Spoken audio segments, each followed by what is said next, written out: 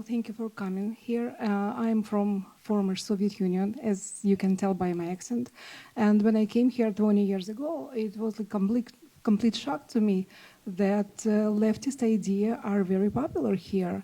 And left is basically poisoning kids in schools and colleges.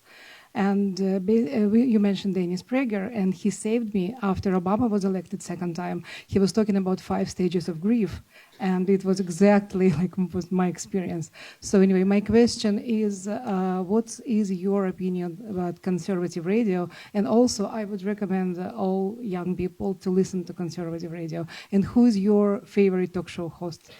There are too many to count. Rush is the original one. But thank you so much for mentioning that you're from the Soviet Union and you're horrified by the evils of leftism and of totalitarianism. Because I didn't live in the Soviet Union forever, but I did visit Cuba briefly over the summer. And the first thing I noticed there is that people don't wear Che Guevara t-shirts in Cuba. The Cubans don't wear them. White liberals wear them in the United States. White useful idiots in America wear Che Guevara t-shirts because they don't know the horrors of enslavement and property confiscation and physically being brutalized by the government. They don't know what that's like.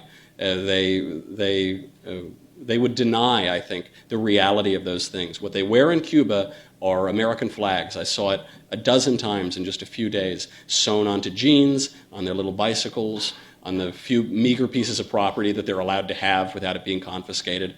It's so important. And your point on conservative talk radio gets back to something that I brought up a little earlier. You know, I love Dennis Prager. Dennis is my cigar buddy. We're very fortunate to have him in Los Angeles. And sometimes the sophisticates, the academic types, they say, oh, how can you listen to conservative talk radio? They take complex ideas and boil them down and make them so simple. Dennis Prager is a very, very intelligent guy, and he has an amazing gift to boil down complex things and go piece by piece and make them digestible to a mass audience. That is a wonderful thing. There should be no snobbishness here. There should be no nose in the air, you know, trying to sip your Chablis or something like that. These are real problems, and I fear that people who grew up in privilege, ironically, it's all the people yelling at us about our privilege that are the ones that have had privilege destroy their minds and distort their vision.